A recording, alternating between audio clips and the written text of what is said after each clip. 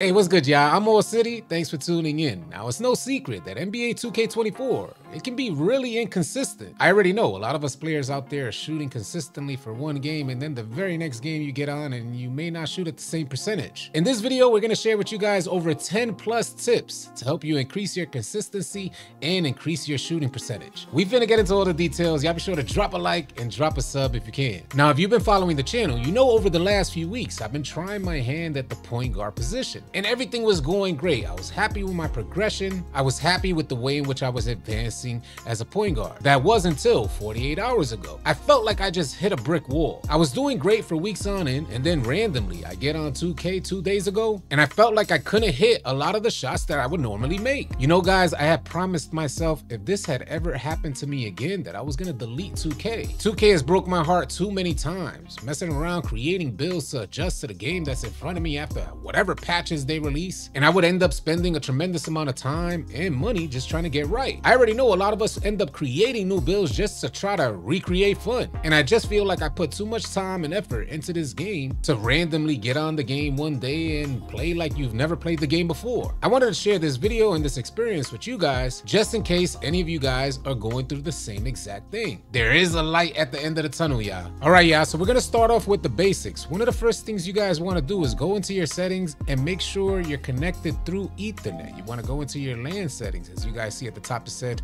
I'm wired in. This will help give you the highest response time. If you guys are having troubleshooting, I highly recommend that you stay off Wi-Fi. One of the next things that I've done is go into my controller settings, and I make sure that I'm wired into my controller as well. So we'll go into controller settings here. You'll then go into controller and change your communication method. We'll click in here and we'll change this to USB cable. Keep in mind, in order to use your controller now, you have to have that USB cable plugged in. The next thing I did was I went into general here, and then I went into advanced settings, and I turned off my Bluetooth. Although I already set the communication method to wired in, I still recommend turning off your Bluetooth. This way there is no issue with reconnecting your controller via Bluetooth without you as the player even knowing. And the last tip on hardware that I recommend is making sure that you have a good gaming monitor. You guys should be looking for a monitor with a decent to high refresh rate and also a very low millisecond response time. I'm currently using the Samsung G5 with a refresh rate of 144 Hz, and it also has a 1 millisecond response time. Now I want to share a couple of things that I tried over the last 48 hours that did not work for me. Oftentimes when we're going into the rec center, we could instantly tell when we're playing against Xbox players. Our players are like sluggish on defense, our shot timing is completely off. It feels like you gotta hold the shot a lot longer. Because I was so confused over the last 48 hours as to why my jump shot was not hitting the same, we all decided to try to run the game with cross-play off. A lot of you guys may feel like there is a huge difference for you, but for me, it felt like we were still playing PlayStation players on servers with a really high ping, and it was completely random from game to game. One game you have an extremely high response time, and even with cross-play off, the other game will go through a ton of latency. So it seems like it's a grab bag, whether or not you'll find success by turning cross-play off. For me, it didn't work. If this has worked for you guys, sound off in the comment section. One of the other things that I tried over the last 48 hours is switching my shot timing visual cue, and boy, oh boy, I do not recommend this. I normally use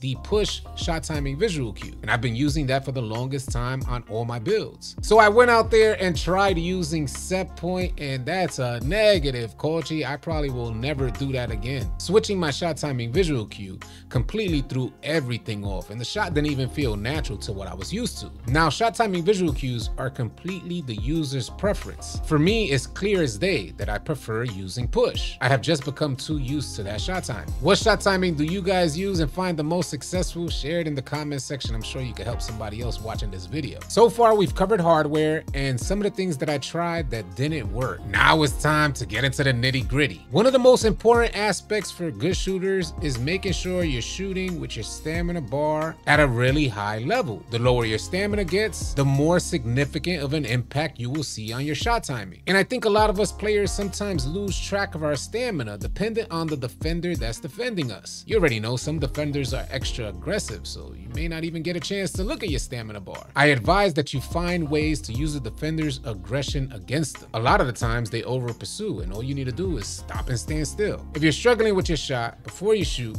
make sure you take a glimpse at that stamina bar. Learning this PG position, I've had to take shots that were somewhat suspect. As a point guard, if you start hitting shots, you get the defense attention really quick, and the entire defense ends up becoming aware and doing their best to close that window of opportunity. If you guys are struggling with your shot, I recommend taking it back a notch. Do your best to take smarter shots with less risk until you come out of your slump. This way you're also at less risk for getting like speed ups on your shot for defender proximity. And we already know 2K will randomly speed up your shots even on an open shot. Another great tip to help increase your shooting percentage and increase the consistency at which you shoot is building up your takeover meter before taking these shots. This will not only increase your consistency, but it'll also add to your bag as a PG or as a shooter, as it forces you to add some passing IQ to your game. If you guys hit your homie for an open shot, that may help you hit your next 10 shots. Get that takeover meter up and I promise you will increase that shooting percentage. Now there's nothing worse than having the wrong jump shot in NBA 2K24. And if you're new to 2K, I imagine you would like to believe that all jump shots are created equally. I'm sorry to disappoint you, it's really unfortunate, but that's just not the case on 2K24. So I would like to share 2 of the best jump shots that I've seen so far. If you guys are 6'4" and under, I use the Patty Mills base, which you get at starter 3. I use Tyus Jones for release 1, and I also use Colin Sexton for release 2. 65% to Tyus Jones, 35% to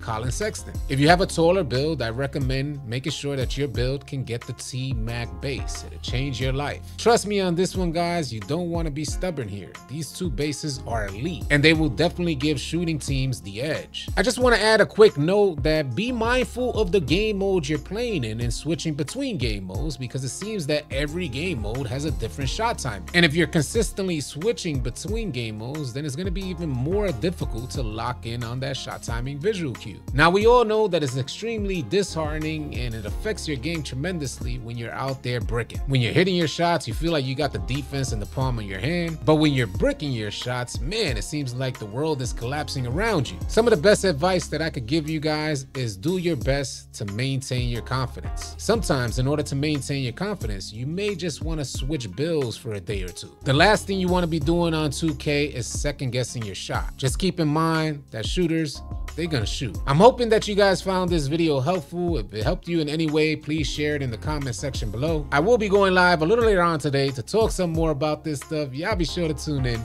Y'all be sure to keep it locked. If you guys are tired of running with randoms and you're looking for players to run with on NBA 2K, come on out and join our Discord. We'd love to have you. The link for Discord will be in the description below. I want to thank you guys so much for tuning in, and y'all be sure to keep it locked right here at AllCity Live TV, because we got a bunch more NBA 2K24 news, information, and updates coming your way. Drop a like and drop a sub on your way out. I'll catch you guys on the next video or live stream. Easy, y'all.